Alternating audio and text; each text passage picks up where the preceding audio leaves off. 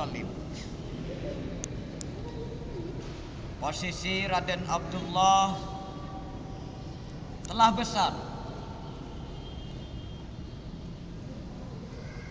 Dia kira-kira berusia 24-25 tahun. Sebagaimana adat yang terjadi, seperti adat kita sekarang ini,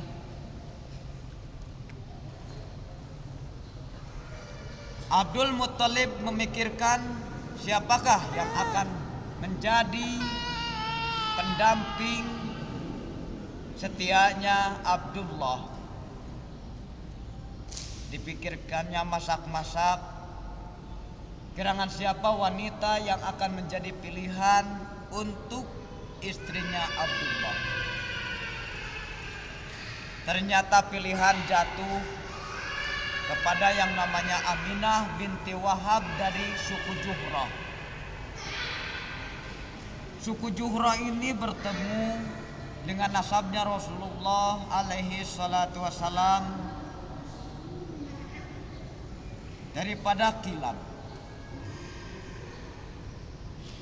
Karena Kilab memiliki dua anak, yaitu satu Juhrah, yang kedua Qusay. Saudara kaum muslimin wal muslimat rahimakumullah, berangkatlah anak pinak bersama Abdul Muttalib menemui suku Juhrah, yaitu keluarga Wahab. Orang-orang memang sudah mengetahui siapa yang namanya Abdullah. Tidak ada yang namanya pemuda bisa terbebas nyawanya terkecuali dengan penebusan unta sekitar 100 unta. Dengan penebusan 100 unta inilah tentunya yang namanya Abdullah terkenal di kalangan masyarakat Quraisy, pada khususnya di kalangan jazirah Arab pada umumnya. Saudara kaum muslimin wal muslimat rahimakumullah. Dan ditikahkanlah Abdullah dengan Aminah binti Wahab bin Abdi Manaf bin Juhrah bin Kilab.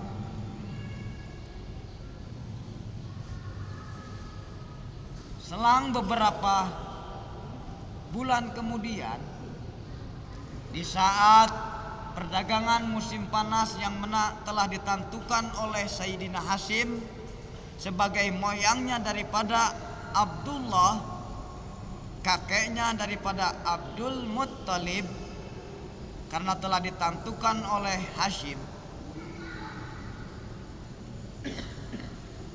bahwa perdagangan musim panas dilaksanakan ke arah Syam. Sebagaimana tersurat dalam Al-Quran, A'udzubillahi minasyaitonir rajim, li'ilafi Quraisyin ilafihim rihlatasyita'i was-sayf falyabudu rabba hadzal bait allazi atamahum min ju'in wa amanahum min khauf. Dan setelah ketahuan yang namanya Ka'bah Baitullah sebagai rumah sucinya orang-orang Jazirah Mekah, orang-orang Jazirah Mekah dan sekitarnya, keagungan Ka'bah semakin tampak bila mana ada sosok atau satu tempat yang diagung-agungkan. Tentunya para pengunjung dari pelosok-pelosok Jazirah semuanya pada datang. Bila mana satu tempat banyak orang yang mendatangi, di tempat tersebut berkumpul berjubel manusia hadir di tempat tersebut, tentunya akan menghasilkan income. Bila mana menghasilkan income sekaligus mengangkat derajat martabat ekonomi. Bila mana sudah sasaran ekonomi, seseorang pasti akan menghasilkan rasa iri, karena telah kita ketahui bahwa tidak akan muncul rasa iri terkecuali dengan dua pihak. Satu, rajulun atahu malan fasalakahu ala halkatihi.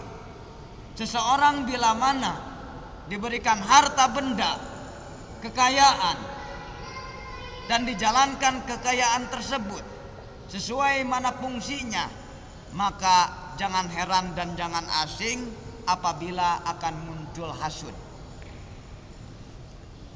Yang kedua, rajulun atahu ilman fayaqdi alaihi. Seseorang yang dikasih ilmu pengetahuan dan menjalankan ilmu pengetahuan serta menjalankan hukum-hukum sesuai dengan disiplin ilmu pengetahuan, maka orang tersebut pastilah akan mendapat hasudan, rasa iri, rasa dengki dari sesamanya. Begitu pula posisi Ka'bah, rumah suci Ibrahim, begitu agungnya, begitu sucinya, sehingga orang-orang dari pelosok-pelosok jazirah setiap tahun mendatangi rumah suci Ibrahim. Dan kita sampai sekarang ini pun tidak ada di dalam hati seorang muslim yang tidak ingin mengunjungi Ka'bah Baitullah. Karena apa? Karena saking sucinya. Karena apa? Karena saking agungnya. Karena apa? Karena di sana ada peleburan dosa. Yang namanya manusia dengan kesucian itu sudah menjadi fitrahnya dan sudah menjadi tujuannya. Maka jangan heran apabila suatu saat nanti kita menyaksikan pagan-pagan, sirkah-sirkah, segala gejala-gejala kekufuran akan hancur dan ketauhidan akan muncul. Karena memang ini sudah janji Allah Subhanahu wa ta'ala.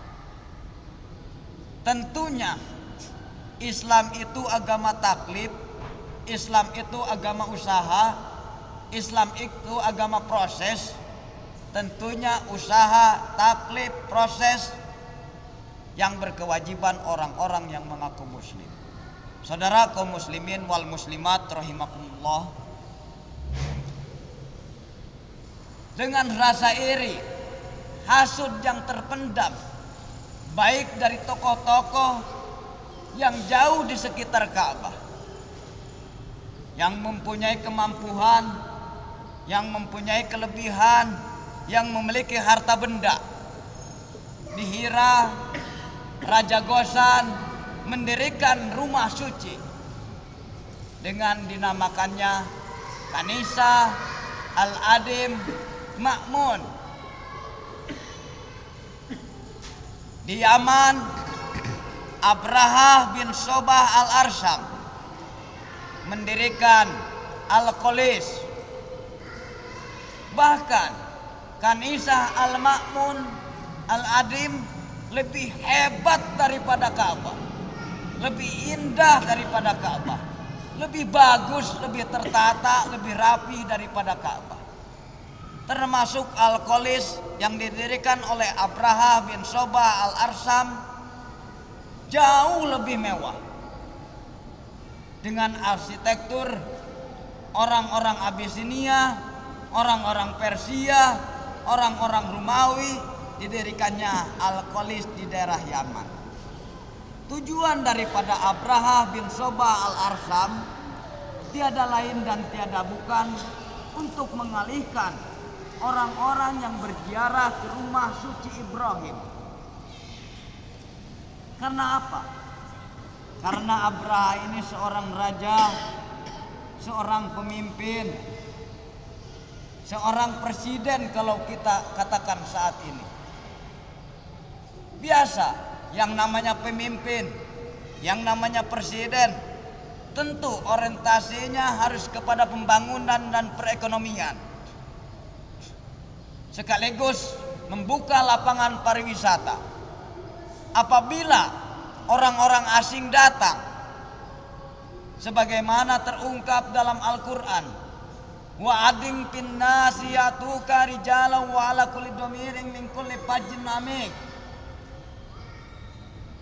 Telah diizinkanlah untuk berdatang kepada engkau Ibrahim dengan orang-orang yang berjalan kaki, yang berkendaraan, bahkan dari pelosok-pelosok negeri yang sangat jauh. Dan saat ini sudah menjadi kenyataan bahwa yang menjadi tumpuan utama dan pertama bagi orang-orang yang muslim yang mampu adalah beribadah haji ke Makkatul Mukarramah atau Makkatul Mukarramah. Saudara kaum muslimin wal muslimat rahimakumullah. Maka Abraha bin Sobah al-Arsam inilah mendirikan Al-Qolis dengan tujuan mengalihkan orang-orang Jazirah Arab daripada penziarahannya setiap tahun ke rumah purba Ibrahim. Namun apa gerangan yang terjadi? Meskipun ornamen, arsitektur, postur bangunan sekaligus pendukung-pendukung untuk kesempurnaan bangunan tersebut diadakan oleh pemimpin Yaman Abraha bin Sobah al-Arsam. Namun orang-orang Jazirah Arab tetap dalam keyakinannya yang semula. Setiap tahun mereka datang ke rumah suci Ibrahim. Setiap musim mereka datang ke rumah suci Ibrahim. Bahkan tidak tanggung-tanggung. I'tiqad, ungkapan hati, keyakinan hati orang-orang Jazirah Arab di kala itu, apabila mereka bepergian, banyak yang membawa kerikil-kerikil, batu-batu kecil dari sekitar Ka'bah untuk dijadikan pemujaan. Keyakinannya apa? Keyakinannya setiap apa yang ada di sekitar makom Ibrahim, apa yang berada di sekitar rumah suci Ibrahim, apa yang berada di Ka'bah Baitullah, sesuatunya dikatakan suci.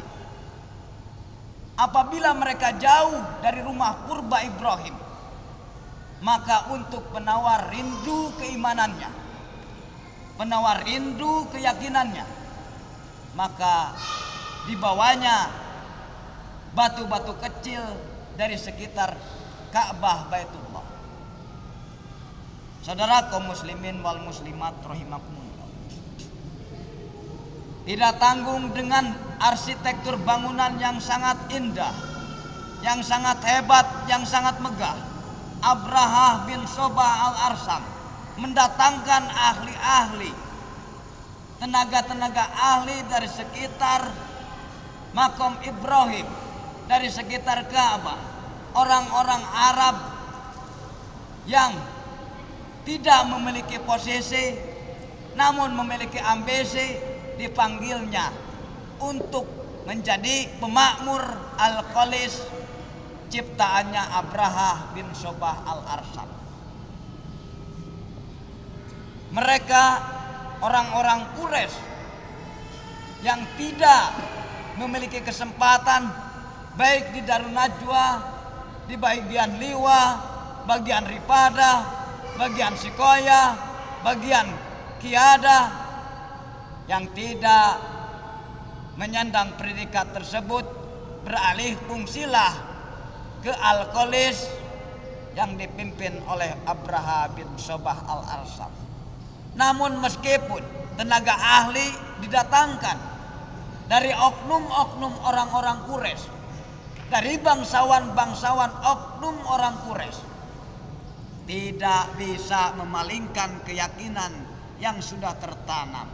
Tetap rumah suci hanya satu, rumah suci Ibrahim. Akhirnya apa? Dengan kekuatannya, dengan super powernya, dengan angkatan bersenjatanya, dengan bala tentaranya, Abraha bin Sobah al-Arsam memutuskan tindakan yang harus diutamakan demi terjadinya, demi buktinya, demi suksesnya tujuan Al-Qolis menjadi tumpuan.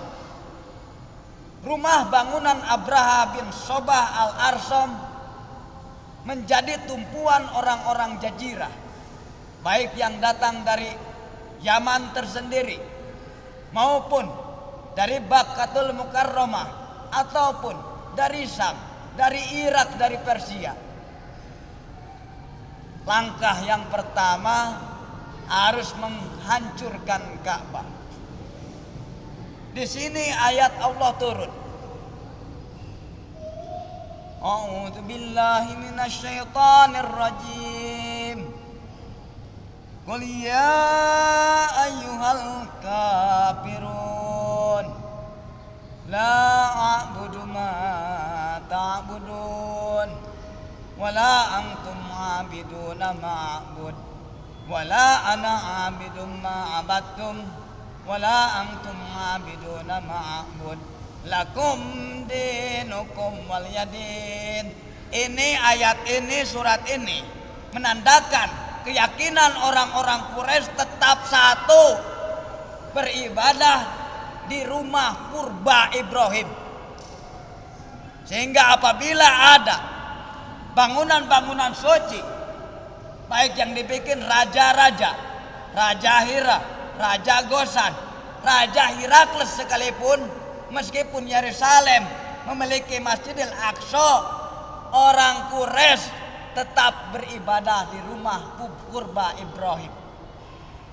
Saudara kaum muslimin wal muslimat rahimakumullah. Ini ayat sebagai tumpuan permulaan untuk kita dalam keyakinan tidak bisa dirubah-rubah. Untukmu agamamu, untukku agamaku. Silahkan. Menurut orang-orang Quraisy saat itu, Abraham membuat rumah suci Al-Qolis. Mundir memiliki Kanisah Al-Adim Al-Mundir atau Herakles atau Raja Abyssinia atau mereka-mereka pendeta-pendeta, rahib-rahib mendirikan tempat peribadahannya masing-masing. Namun untuk iktikan orang-orang Quraisy hanya satu, bangunan purba Ibrahim atau yang kita kenal Ka'bah Baitullah. Saudara kaum muslimin wal muslimat rahimakumullah. Maka dipersiapkanlah bala tentara yang besar, bala tentara yang banyak, personil yang tangguh-tangguh. Untuk bagian depan disediakannya tidak kurang daripada 13 gajah pilihan dari Afrika, gajah pilihan dari Abyssinia didatangkannya sebagai pasukan garda yang terdepan. Gajah yang paling besar sebagai tunggangannya Raja Abraha bin Sobah al-Arsam.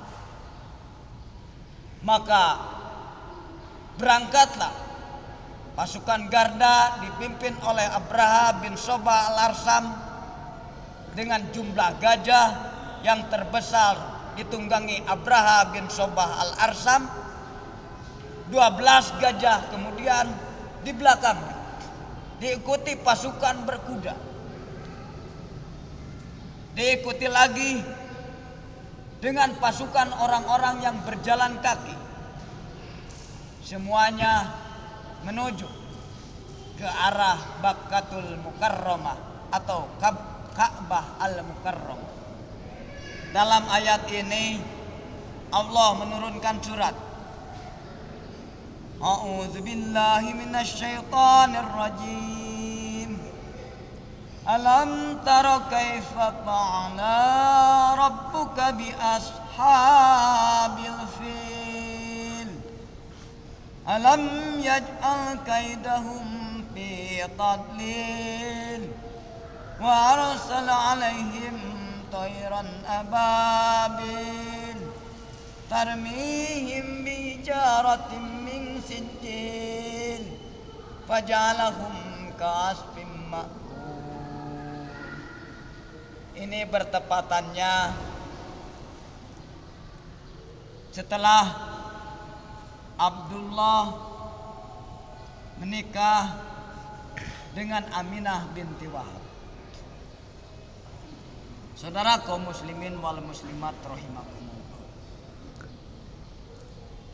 Kita kembali dulu ke Makkatul Mukarramah.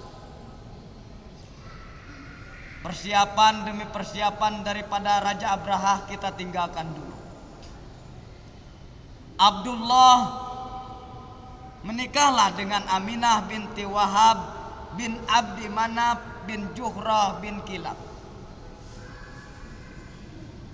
Setelah musim panas tiba, sebagaimana kita ketahui, suami yang bertanggung jawab dari mulai Adam sampai kita sekarang ini adalah yang diberi beban untuk menanggung nafkah.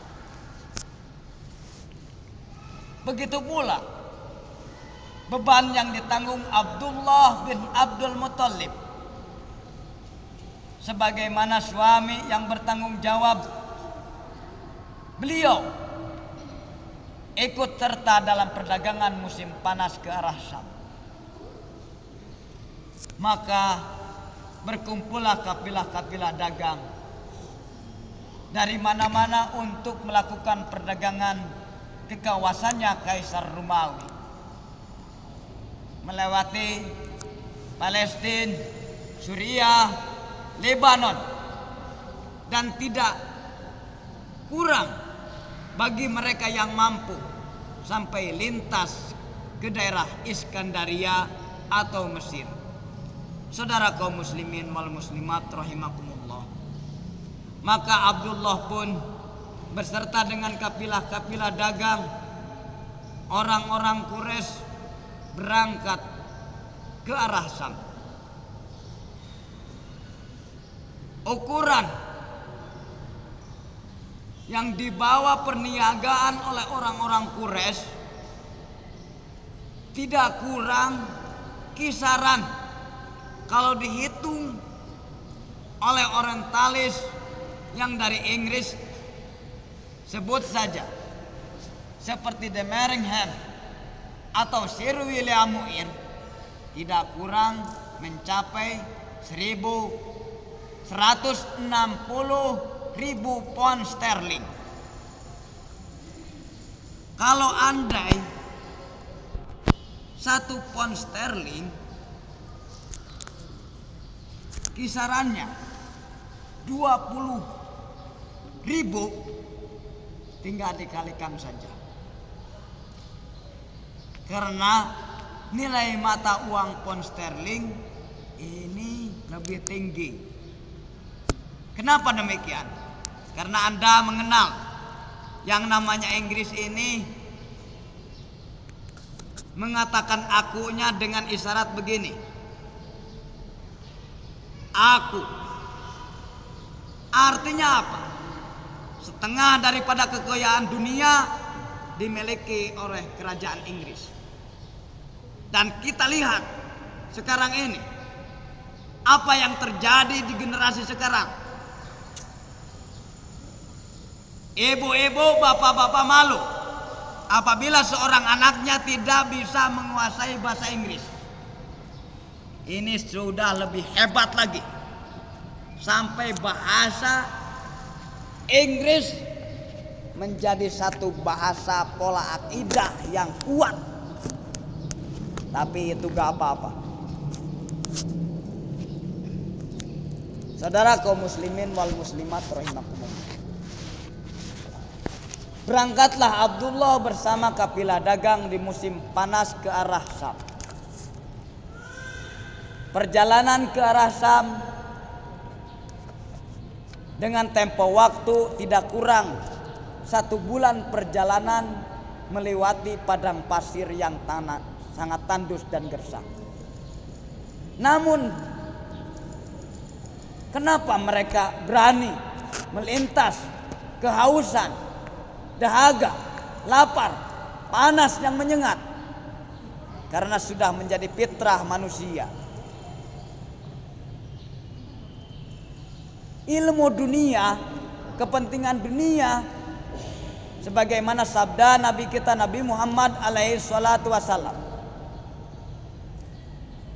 Kalau permasalahan dunia, fa antum a'lamu minni, kalian lebih mengetahui daripada aku, maka tidak ada artinya kelaparan, tidak ada artinya tandus, tidak ada artinya kehausan di tengah perjalanan demi tujuan materi, demi tujuan ekonomi. Kita pun demikian. Kalau berbicara duit, tidak tahu panas, tidak tahu hujan, tidak tahu malam, berangkat. Tapi kalau urusan akhirat, itu lain soal. Tidak sedikit daripada orang-orang yang mengaku muslim, mengaku pasrah, mengaku lillah, banyak yang ogah beribadah. Saudaraku muslimin wal muslimat rahimakumullah, berangkatlah kafilah dagang yang telah ditentukan ke arah Syam, menempuh padang pasir yang sangat tandus di musim panas yang terik, di musim panas yang menyengat, tidak kurang derajat sampai mencapai lebih daripada 35 derajat Celcius. Bahkan lebih panas lagi, bisa mencapai radius 550 derajat Celcius. Ini kepanasan hampir setengah air mendidih. Maka perjalanan yang bisa dilakukan hanya di malam hari. Kalau di saat terik, mereka berlindung di balik batu-batu besar. Mereka berkumpul di oasis-oasis, di wadi-wadi yang menyimpan air, di dataran-dataran rendah yang diyakini terdapat sumber air. Saudara kaum muslimin wal muslimat rahimakumullah, setelah malam tiba, barulah perjalanan dilanjutkan. Sepulangnya daripada perdagangan Syam, Abdullah bersama kabilah-kabilah dagang dari Quraisy beristirahat di Yathrib. Karena Yathrib ini adalah kota transit, kota persinggahan antara Mekah dengan Syam. Yathrib ini kota persinggahan. Dan kebetulan Abdullah, anaknya Abdul Muttalib, kita mengenal. Ibunya Salma bin Amir dari Bani Khazraj atau dari Bani Najjar. Orang Najjar ini orang Yathrib. Dari sisi ibu masih seketurunan Abdullah bin Abdul Muttalib. Singgahlah Abdul Muttalib, Abdullah di Bani Najjar, sekaligus untuk melepaskan penat, rasa lelah, beristirahat di paman-pamannya dari Salma binti Amir al-Khazraji. Saudara kaum muslimin wal muslimat rahimakumullah. Namun dalam peristirahatan tersebut, awal permulaannya Abdullah bin Abdul Muttalib kena demam. Kenapa demikian? Sebagaimana kita ketahui, sahabat-sahabat Rasul yang hijrah ke Yathrib hampir mayoritas terkena demam karena beda cuaca. Kalau Mekah Al-Mukarramah cuacanya panas dan kering. Kalau Yathrib cuacanya dingin dan lembab. Ini perbedaan cuaca bisa mengakibatkan perbedaan kondisi tubuh manusia. Kita juga kadang-kadang apabila kita mengalami musim kemarau lalu turun hujan, paling tidak pilek, demam. Ya kalau tidak merinding, panas dingin itu suka ada. Influenza muncul. Ini bagaikan alam saja. Bersin, tidak ubahnya langit hujan. Demam, sakit kepala, tidak ubahnya seperti langit yang berawan hitam. Petir, tidak ubahnya seperti batuk. Maka penyakit batuk, influenza, sakit kepala apabila perubahan cuaca suka hadir. Saudara kaum muslimin wal muslimat rahimakumullah. Dan memang betul, setiap jasad Bani Adam adalah bagaikan dunia. Begitulah yang dikatakan oleh Jenderal Jenius Khalid bin Walid bin Mughirah. Saudara kaum muslimin wal muslimat rahimakumullah. Singgahlah Abdullah di paman-pamannya daripada Bani Najjar. Tadinya untuk menghilangkan capek, menghilangkan lelah. Namun apa yang terjadi? Demam keras datang.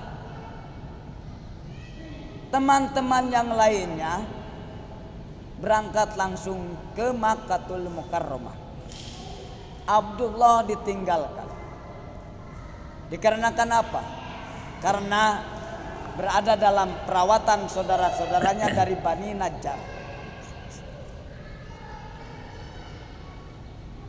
Lalu disampaikanlah berita untuk Abdul Muttalib sebagai bapaknya yang tercinta, sekaligus yang paling mencintai dan saking sayangnya terhadap Abdullah, anaknya yang mau dikorbankan namun selamat dengan penebusan unta 100 unta.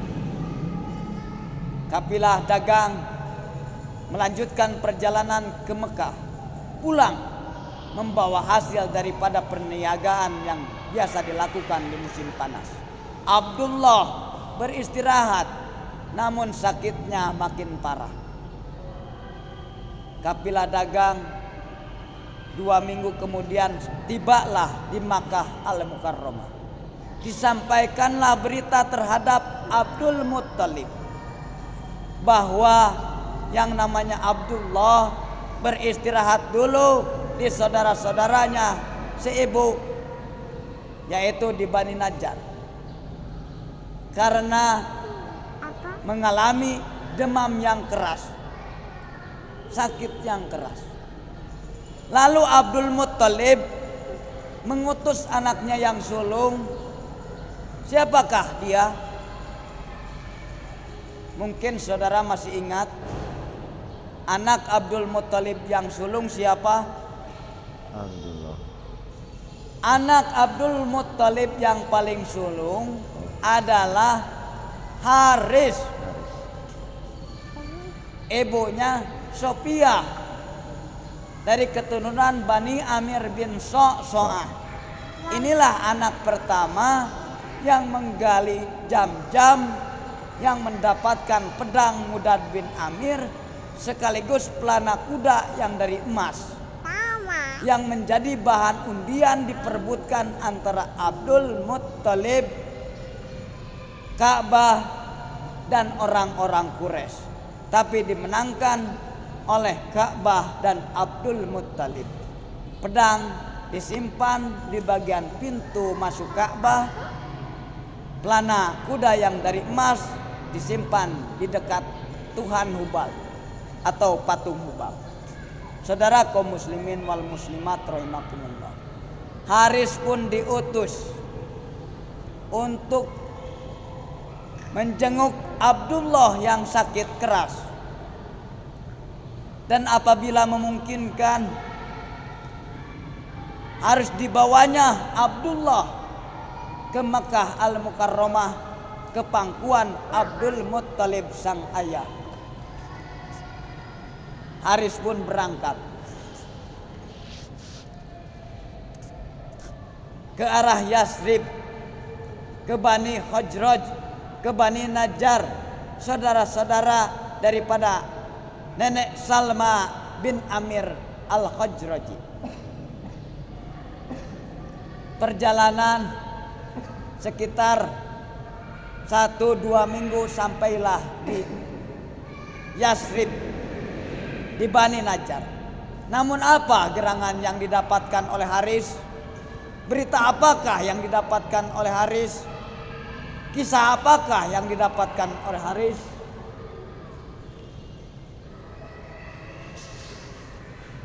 Dan insya Allah dikarenakan waktu telah mencukupi, insya Allah apa berita yang didapatkan oleh anak sulungnya Abdul Muttalib yang bernama Haris, ibunya Sofiah dari Bani Amir bin Sosa'ah. Apakah cerita bagus atau cerita yang tidak menyenangkan? Apakah informasi yang diharapkan atau informasi yang menyedihkan? Insya Allah di hari Rabu yang akan datang kita berjumpa lagi. Demikian pengajian sejarah Nabi kita Nabi Muhammad alaihi salatu wassalam. Terima kasih atas segala perhatian. Mohon maaf atas segala kekurangan. Wal afu minkum. Wassalamualaikum warahmatullahi wabarakatuh. Ya Rabbi Bil Mustafa baligh maqasidana wa billana